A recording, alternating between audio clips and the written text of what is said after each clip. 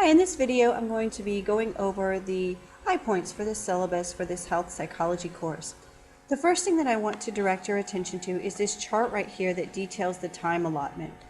Basically what this does is it tries to translate what you would be doing in a typical face-to-face traditional type of class and how that translates to what you'll be doing online. So in a typical face-to-face class, you would have 45 hours in a semester that you are actually in the classroom.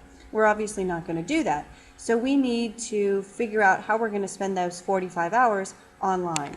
And that's what this is summarizing. You can see there's a variety of activities you will be doing online. Now, in addition to these hours, you can also expect to spend time reviewing the reading, taking notes, studying for your quizzes.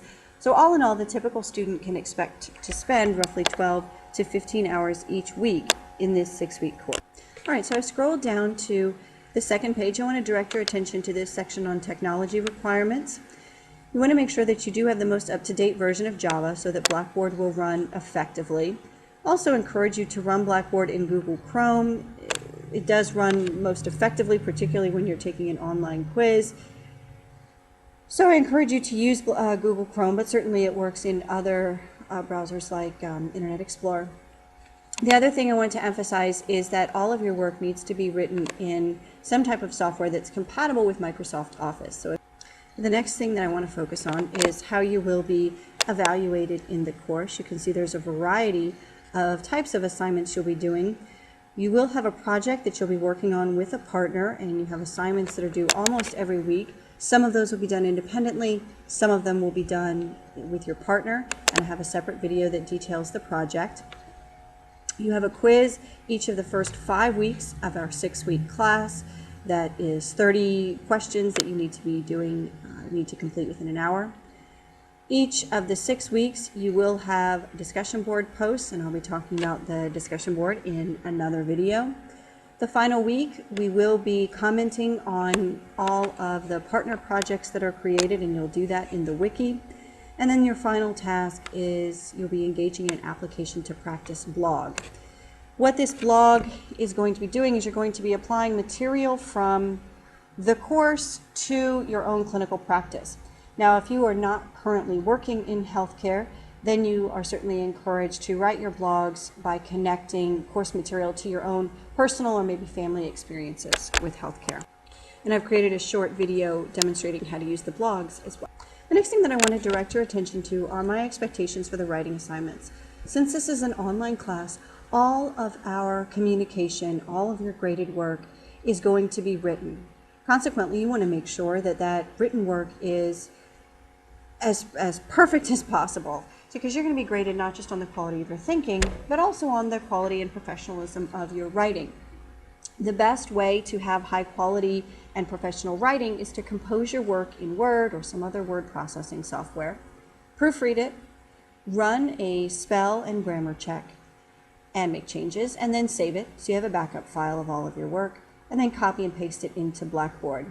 It really is very obvious when we are reading the discussion board or blog posts who has taken the time to ensure that their work is high quality and unfortunately who has not.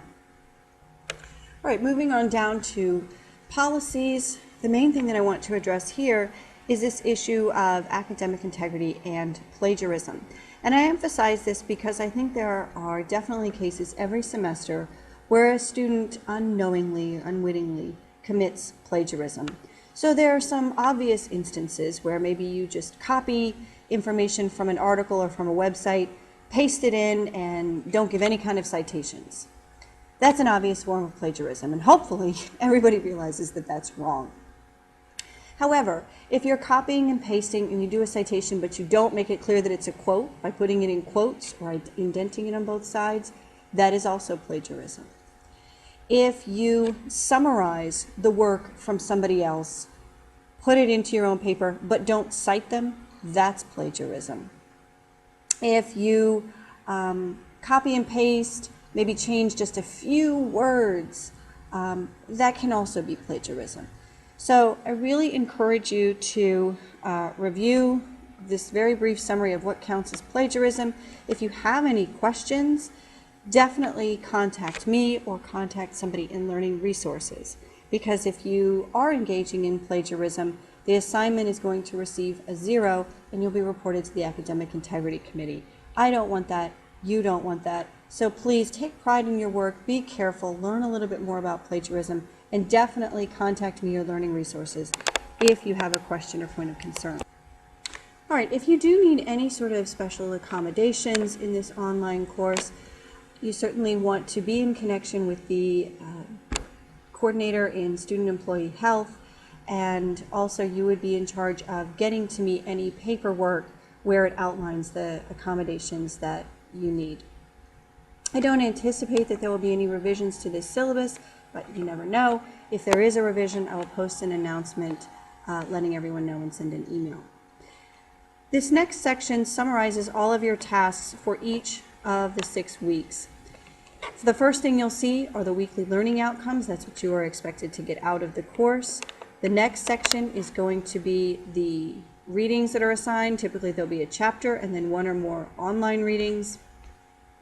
And then we get to the actual assignments. And you will also see this summary right here posted each week in the announcement. So every week you will have some type of discussion board, a quiz to complete, at least in the first 5 weeks, a suggestion for a blog assignment. We'll talk more about that in a few minutes. And then often an additional assignment to do as well. So review the expectations for each week so you know what you have to do this week, you know what's coming up. The last general component of the syllabus is a description of each general type of activity that you'll be completing. One is the discussion board, and I do have a separate video on discussion boards, but I just want to speak briefly on the expectations. For the discussion board, everybody is expected to complete 1 major content post. This is going to be longer, it's going to be researched, it is going to be a more in-depth analysis of the information. Unless the instructions for that week indicate otherwise, your first content post needs to be up by Wednesday night. The first week you have until Thursday night, but typically it's going to be Wednesday night. In addition to your content post, you'll be providing 2 responses, and you can see those are a bit shorter, but still, you are going to be making some type of substantial comment on the topic. You're going to be connecting to the other person who you're responding. You want to maybe bring up a new perspective, bring up new information, connect with some type of professional or personal experience. These response posts, you are expected to have both of them by the end of the week, so by the end of the Sunday of whatever your assigned week is, and 1 of your responses has to be after Wednesday. And that is because I want to make sure that you are reading through and you're familiar with the other posts that people are doing. If you do your major content post and both responses on Tuesday morning, you are going to be missing out on all of the ideas that your classmates and that I provide on the discussion board. So you need to be checking in at least twice. For more information on how to actually engage with the discussion board, please review the discussion board video.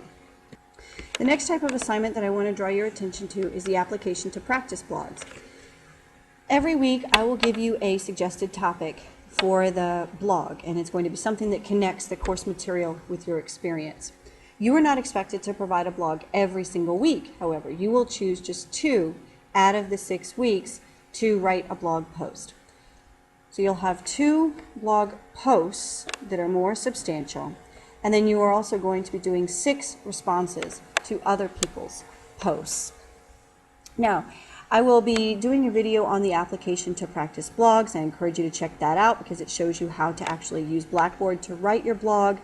But I do want to bring up a couple major points.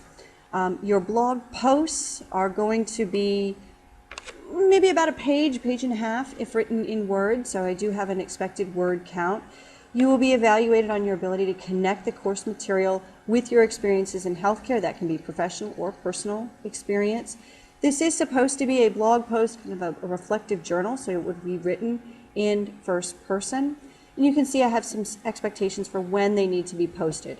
First post needs to be done by the middle of week 3, the second by the middle of week 5. That ensures that people have time to respond to what others are writing. The responses are certainly not going to be as long as the posts, and you are just engaging with each other in a collegial way. You're going to be connecting socially, but also commenting and offering new ideas on the things that people are writing about in their blog posts. The next major type of assignment is the quiz. I've already talked a little bit about the quiz. You have Thursday through the following Tuesday to complete each quiz. You will have a quiz for each of the first 5 weeks. The quizzes are all multiple choice. You have 30 questions, 60 minutes to do them. And as I've said before, all of the quizzes are going to be facilitated by the Examinee service. So this is an online proctoring service. You need to make sure that you register with them before the start of the course or within the first couple of days if that's how it has to be. And strongly encourage you to set up your dates and times when you expect to take each quiz so that you don't have to pay for some kind of special proctoring appointment. All right, the last type of assignment that I want to talk about are the tasks that are associated with the partner project. Again, you're going to be choosing a partner, and you'll be doing that during the first week of class, and I'll talk more about that in the special project video. But in brief, the goal of this project is for you and your partner to come up with some type of intervention that is designed to affect a particular type of health behavior. You're not going to be implementing this intervention. You're just going to be explaining it. So it could be, for example, if you wanted to do a sexually transmitted disease prevention, maybe it would be an intervention that is designed to increase condom usage among gay male college students. All right, so that would be your goal, and through your research you would come up with some ideas on what kind of intervention you might do. Maybe it's an educational intervention that you do on a college campus. Again, you aren't implementing this, you're just going to write about it. There are several different assignments. Each assignment is due at a different point throughout the course. Some of them you will be working together with your partner, and others of them you're going to be doing on your own. Now again, for more information on the Health Behavior Project, I encourage you to review the Health Behavior Project video. That does it for our summary of the syllabus. Please contact me as questions arise.